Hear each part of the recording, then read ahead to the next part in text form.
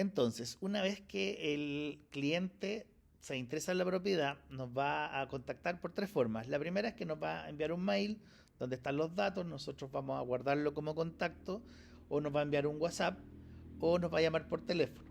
Ya, en cualquiera de esas situaciones, lo que nosotros queremos hacer es guardar su contacto y enviarles un WhatsApp con la siguiente información.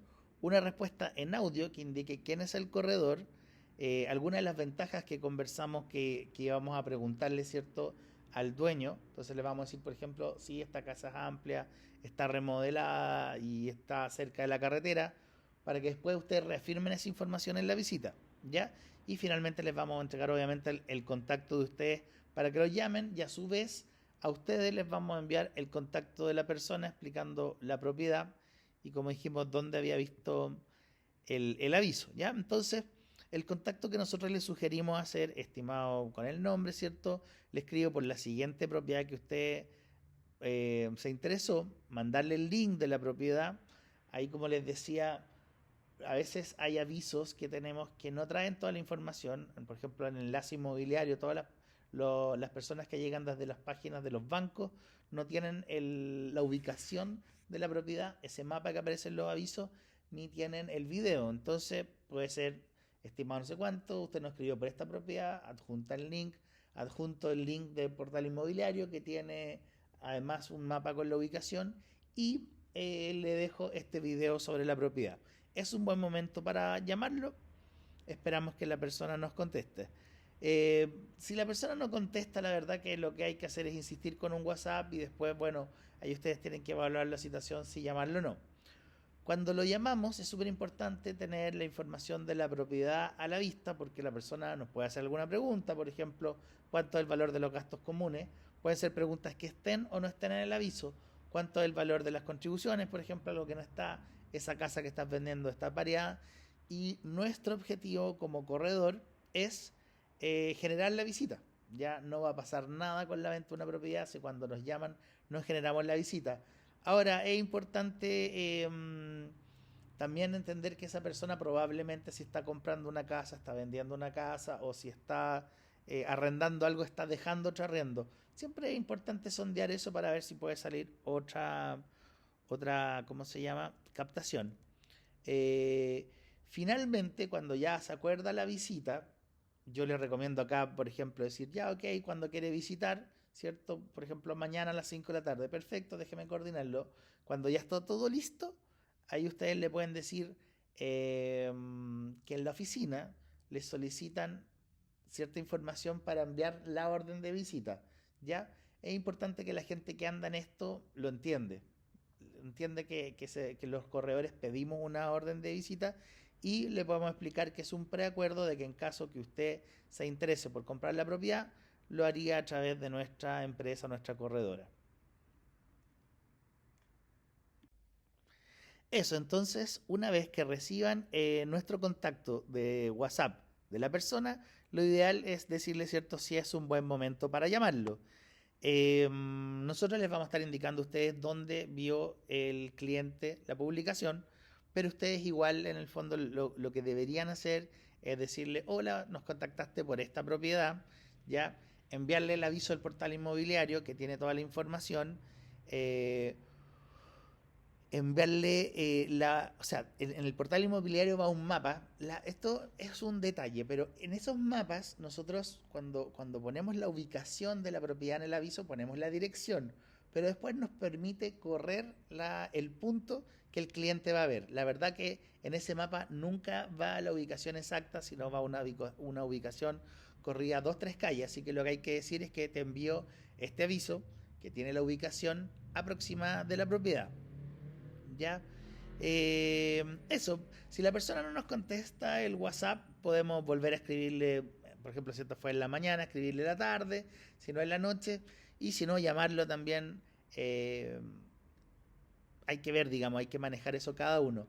La verdad que para que tengan las expectativas correctas, pasa bastante que personas llaman por una propiedad, después uno ¿cómo se llama? Los contacta y no te pescan. Pero bueno, eso es más o menos el protocolo o la forma que deberíamos hacerlo.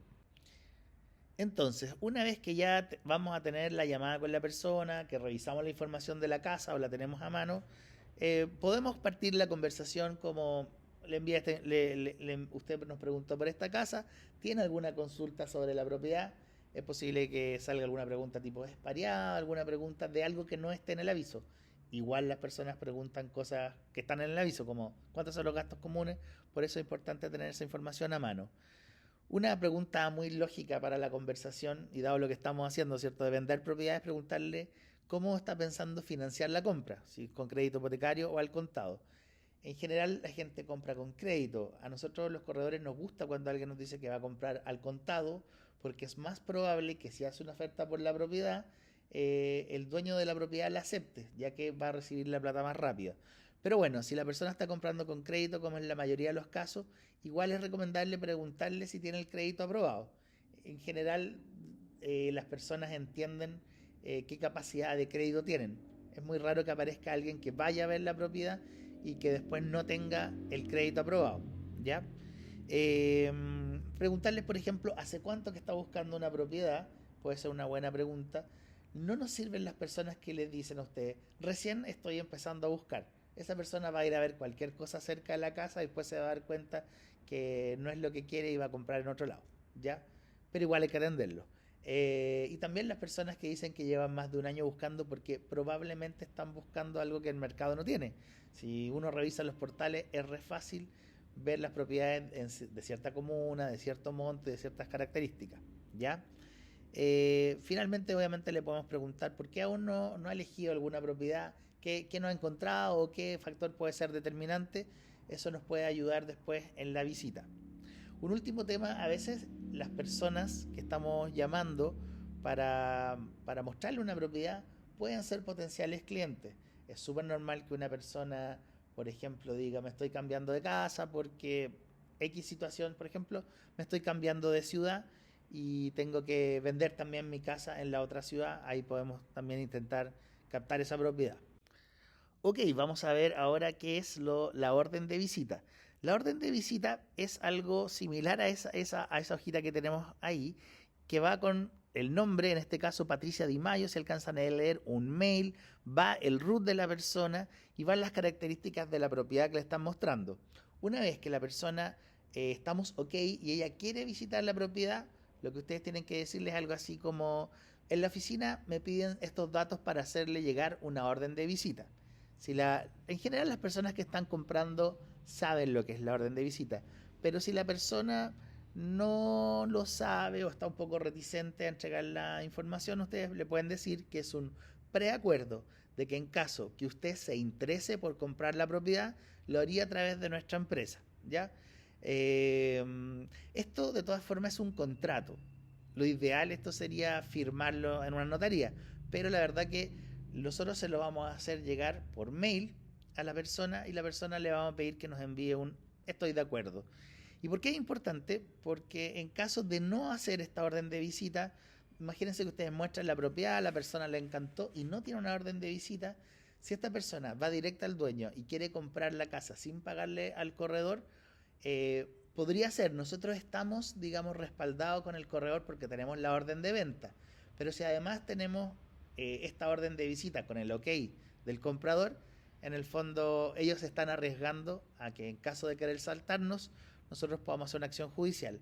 Esto voy a leerlo una vez para que ustedes entiendan qué es lo que se acuerda en la orden de visita. Es la letra chiquitita que es cierto que está a la derecha. Dice, en caso de interesarme en esta propiedad, me obligo a gestionar su compra o arriendo por intermedio de él o los ejecutivos de NIG Asociados, Gestión y Propiedades, a quienes pagaré un honorario del 2% en caso de compra. Y en unos detallitos que no los puse, el señalado honorario se pagará con la boleta respectiva al encargado con el IVA cuando corresponda al suscribirse la compra-venta. Le pagaré igualmente dicho honorario a NG Propiedades si directa o indirectamente procediera a la adquisición prescindiendo de cualquier forma de la mediación de esta oficina.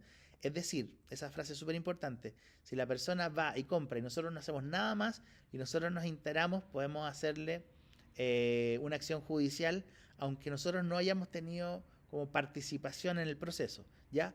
Y o si se compra alguna de las propiedades ofrecidas a un tercero, a quien le proporcione información o el uso de esta orden. Es decir, por ejemplo, si le hacemos la orden de visita a la esposa y después la casa sale que la compra el esposo, igual lo podemos hacer la acción judicial, ¿ya?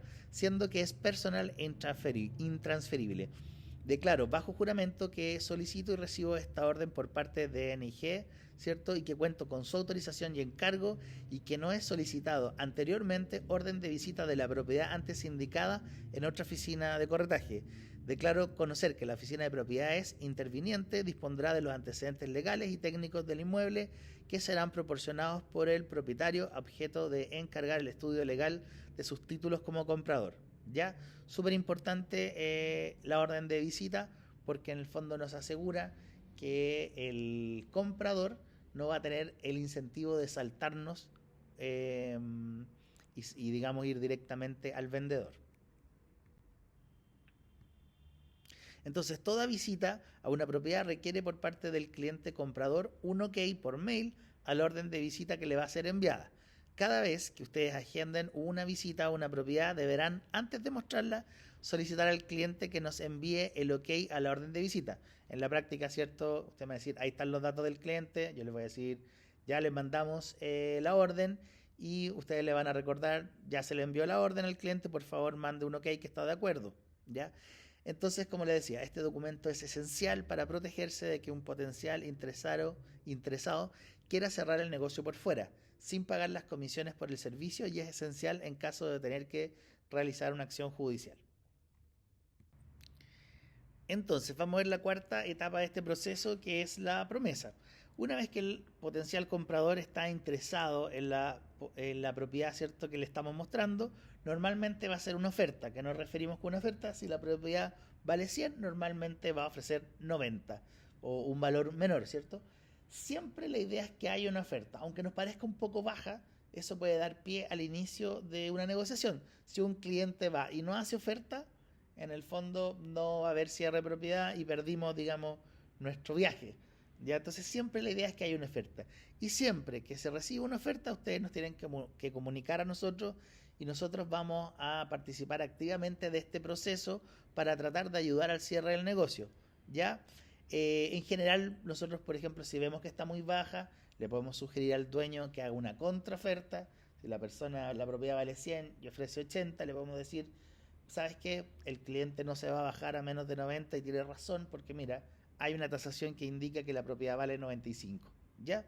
Entonces es súper importante que se haga siempre una oferta, que nos comuniquen, nosotros nos tratamos de ayudar.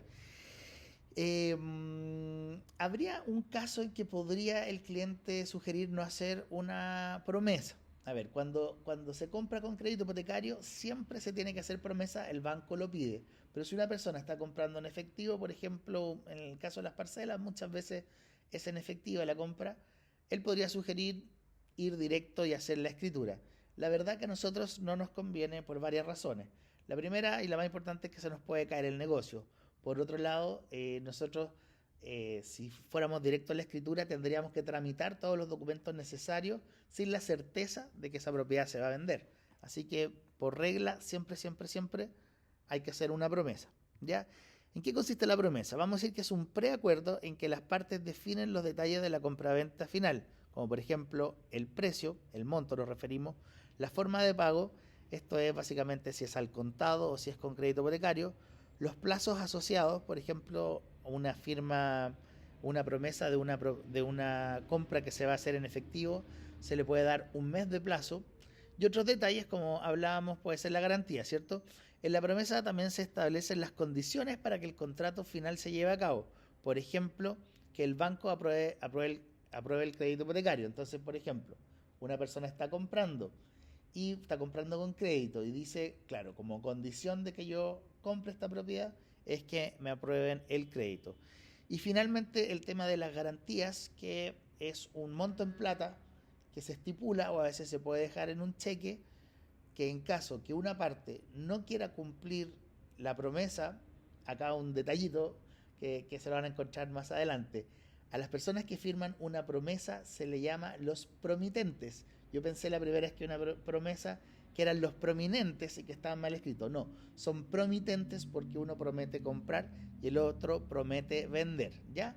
Entonces, el resguardo para que esta promesa sea seria es una garantía, que normalmente es un 3% del valor de la propiedad, perdón, un 10% del valor de la propiedad y que es bastante alto para que alguien no quiera, digamos, sin una razón de peso, dejar de vender o dejar de comprar.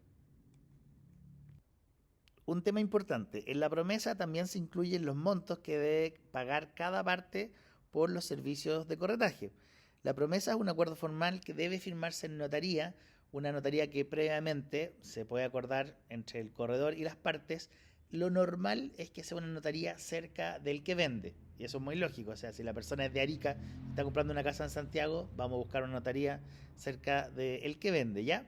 El corredor ahí, en conjunto con nosotros, vamos a coordinar la fecha y el horario, ¿cierto? Con ambas partes. Si bien, esto es importante también saberlo, que ya lo habíamos dicho, si bien una vez que firmamos promesa es casi seguro que el acuerdo se cierra, siempre pueden pasar cosas imponderables, incluso como que se muera la persona que está comprando, nunca me ha pasado, pero hay que saber que el negocio se cierra cuando firmamos la escritura, no a la firma de promesa. Otra cosa importante saber, las promesas se pagan a medias entre las partes, ¿ya?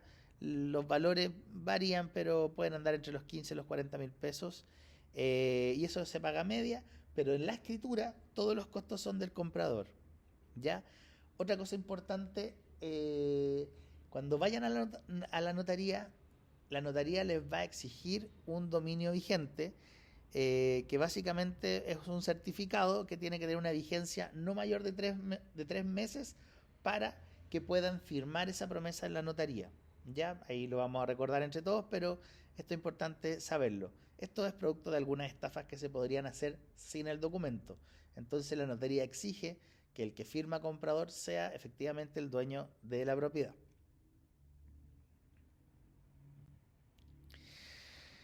Vamos a hablar ahora un poco de lo que es el dominio vigente. Como definición, un certificado de dominio vigente de una propiedad contiene información clave sobre la titularidad, o sea, quién es el dueño, la ubicación del inmueble, incluyendo el nombre, el root del propietario, el rol de la propiedad y su ubicación con los límites súper claros y datos del título anterior, es decir, de a quién se le compró previamente esa propiedad.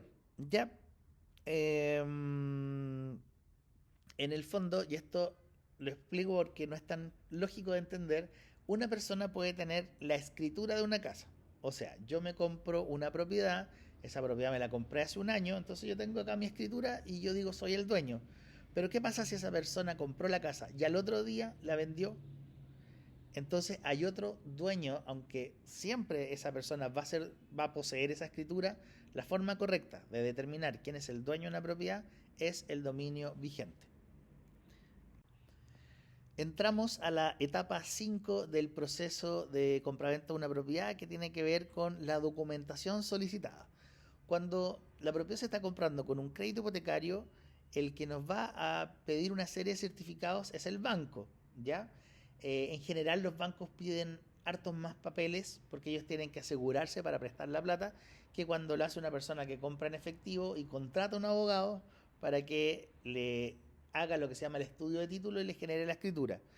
A ver, estos son algunos de los certificados que se pueden llegar a pedir. En general son estos y no más, pero vamos a leer algunos. Los títulos de propiedad de los últimos 10 años, es decir, quienes han comprado, quienes han sido dueños de la propiedad los últimos 10 años. Copia de la inscripción del dominio con vigencia, es el documento que vimos recién. Certificado de hipotecas, gravámenes y prohibiciones. Por ejemplo, si la propiedad tiene un crédito hipotecario vigente, ahí va a salir el certificado de avalúo fiscal, las contribuciones, número municipal. Son una serie de documentos que se piden en distintas instancias. No es importante en esta etapa saber dónde se pide cada documento, ¿ya? Nosotros los vamos, o sea, esto es una responsabilidad del dueño de la propiedad, y por eso es súper importante lo que hablamos al principio de enviarles una orden de venta, porque eso lo dejamos claro, ¿ya? Ahora, en la práctica, si nos toca una abuelita que se va a demorar 4 meses en juntar todos estos documentos porque va a ir a la dirección de obras municipales y no va a saber qué pedir, la recomendación es que lo hagamos nosotros. Se le puede cobrar igual a la abuelita por sacarle los documentos, pero bueno, ahí tenemos que ver el monto de la propiedad y algunas otras variables. Ya, pero bueno, entender. Se piden una serie de documentos.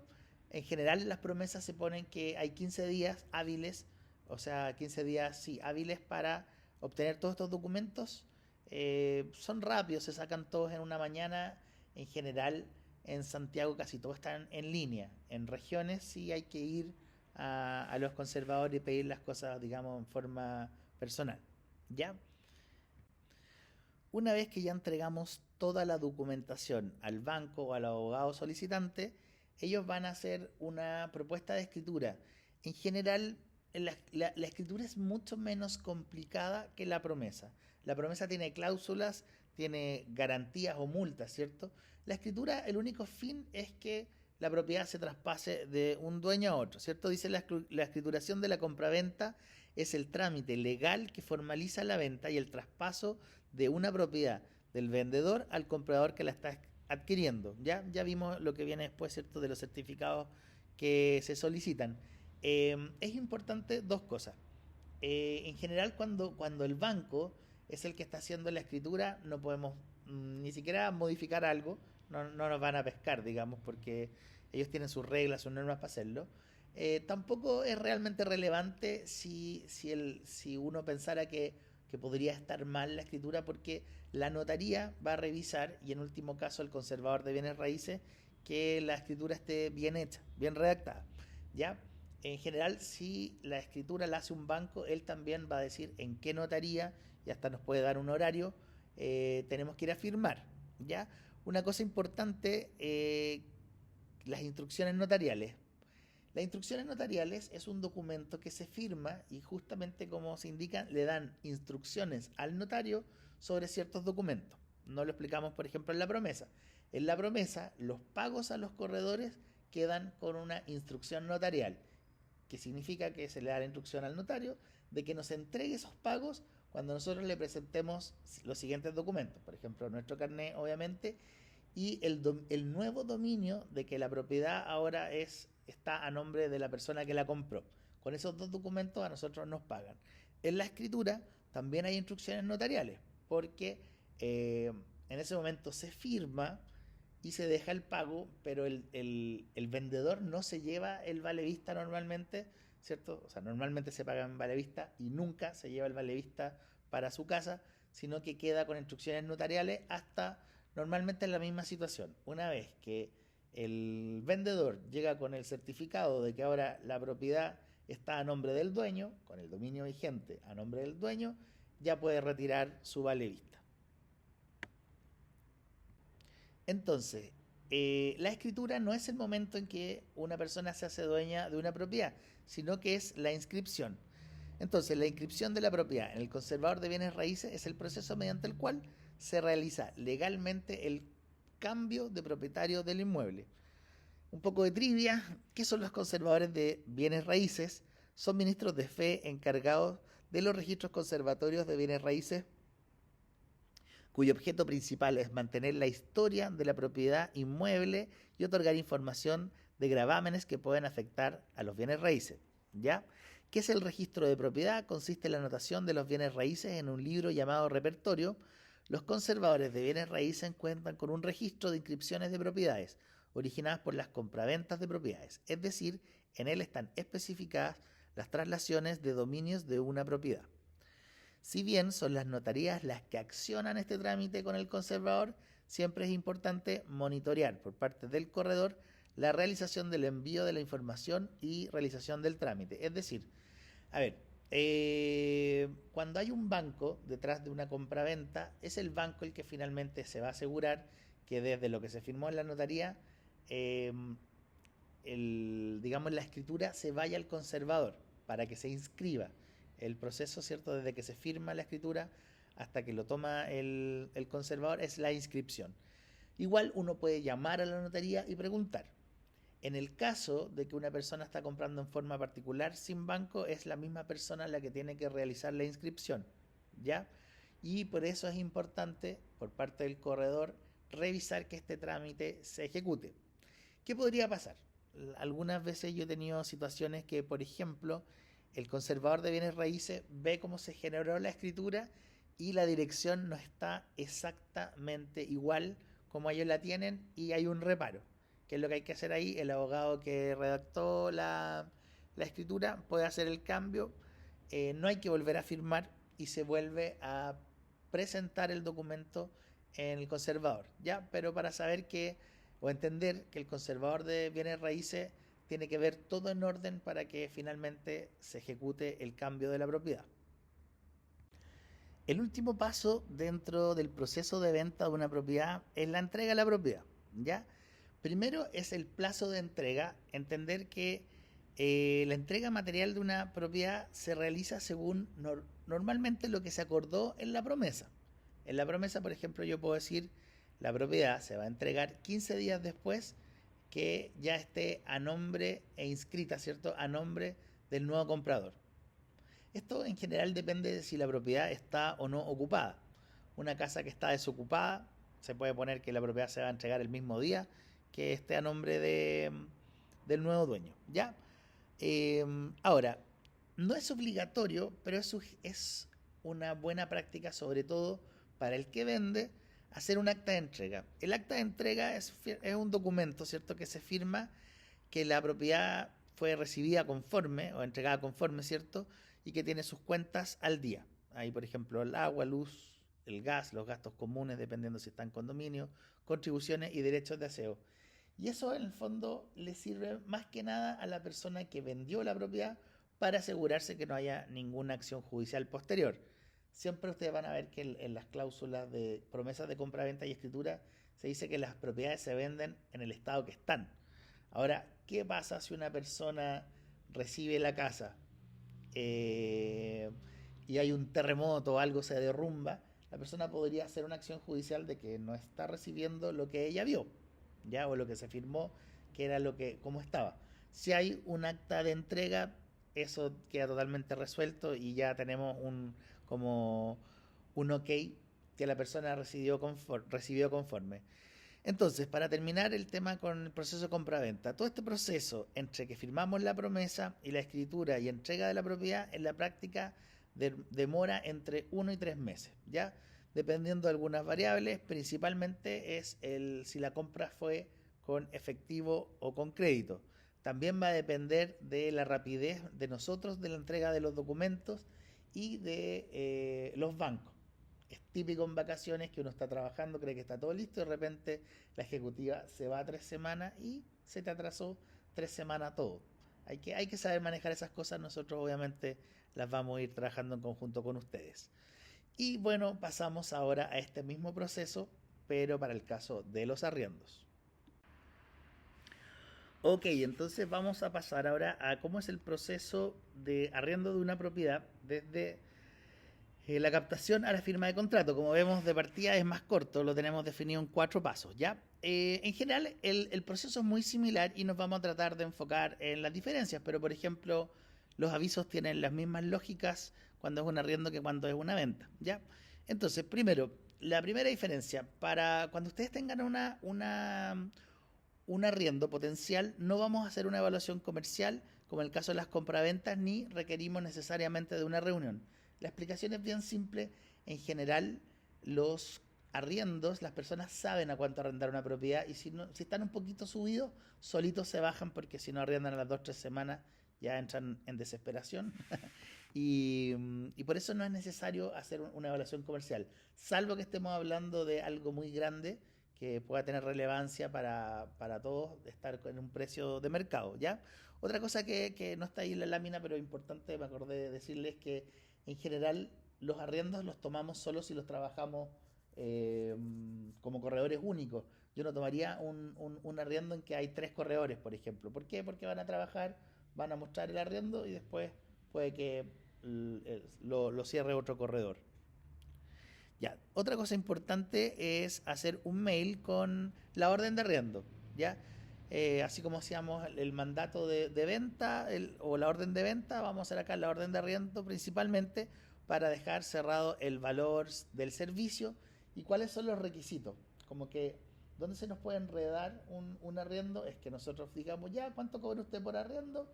Cobro el 50% de un mes, ¿cierto? Del arriendo de un mes como valor de honorarios, pero que después la persona nos empieza a pedir muchas cosas, ¿ya? Entonces, la orden de arriendo es el mandato o autorización que otorga el propietario del inmueble al corredor de propiedades y es donde se autoriza para arrendar su propiedad. Ok, los requisitos. Es muy importante que en la orden de arriendo con el cliente queden estos 4 requisitos estipulados. Normalmente, y esto es lo que pide el mercado, nosotros trabajamos como trabaja la mayoría de los corredores, pedimos una renta líquida de 3 veces el valor del monto del arriendo. Por ejemplo, ¿cierto? Si el valor del arriendo es de 400.000, el valor, al valor del arriendo se le llama el canon de arriendo, por si por ahí escuchan cuánto es el canon de arriendo, solo es el monto del arriendo, ¿ya? Entonces, si una persona está arrendando en 400.000, necesitamos que el arrendatario al menos gane como renta líquida 1.200.000. Y ese monto, dice, puede ser complementado. Esto significa que entre dos adultos que vayan a vivir, puede ser la mamá con la hija, una persona con su pareja, ¿cierto? Tienen que hacer este 1.200.000. Se requiere para esto un certificado también DICOM Platinum que vale 17.900. Es una lata tener que cobrarlo, pero la verdad que es la mejor forma para proteger al dueño de la propiedad. Les pedimos, el tercer requisito es dejar un mes de garantía, ¿ya? Y un aval que firme el contrato y que cumpla los mismos requisitos que el arrendatario, ¿ya? En realidad no es un aval en el contrato, vamos a decir codeudor solidario, ya le explicaremos la diferencia, pero la gente entiende mucho más el aval, ¿ya? Entonces, bueno, estos requisitos, como les decíamos, son los estándares de la industria. Otros requerimientos, como por ejemplo que nos digan sin mascota, ahora ya no se le puede pedir a alguien que sea sin mascota, pero uno le puede preguntar si tiene mascota y ellos nos pueden decir que no tiene y después aparece con perro igual, ¿ya? Pero bueno, si por ejemplo la persona, y me ha pasado que te dicen yo no quiero que sea un extranjero, entonces claro, si nos empiezan a pedir otras cosas que no son los requisitos que nosotros establecimos ahí, esos 4 requisitos, en realidad nosotros también podríamos entrar a negociar el valor de nuestra comisión, ¿ya? Este es un estándar, pero es posible que podamos cobrar también un monto mayor dependiendo de lo que sea.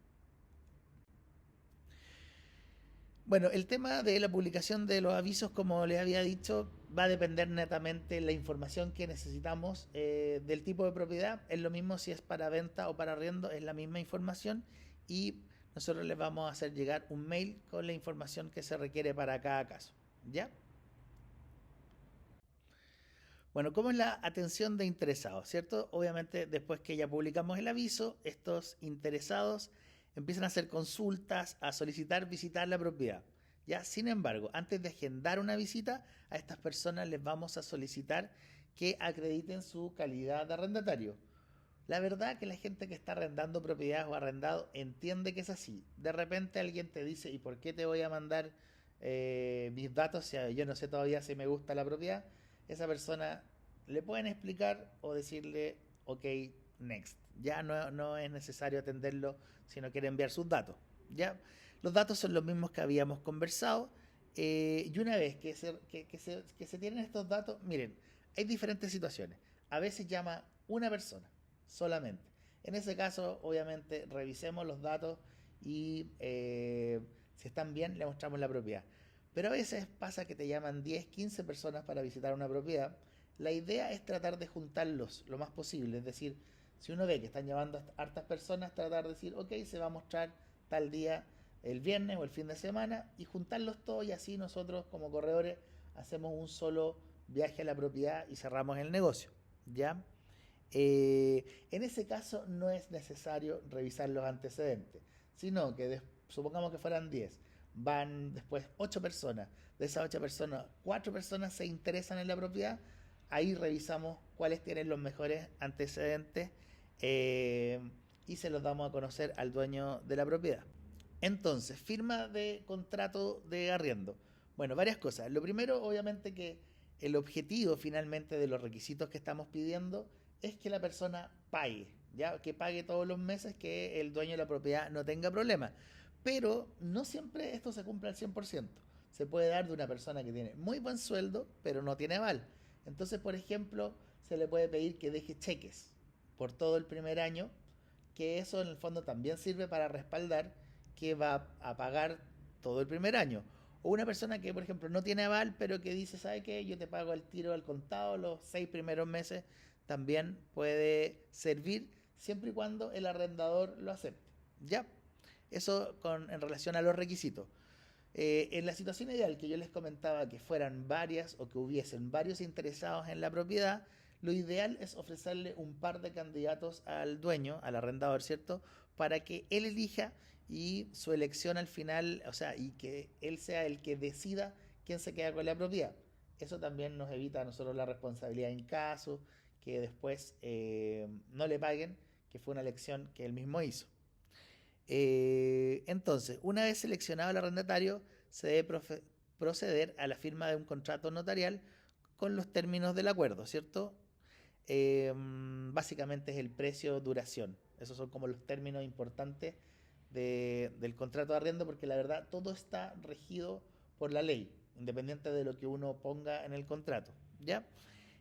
Para eso, ¿cierto? Les vamos a pedir que nos manden los datos del arrendador, de la propiedad, del arrendatario y del codeudor.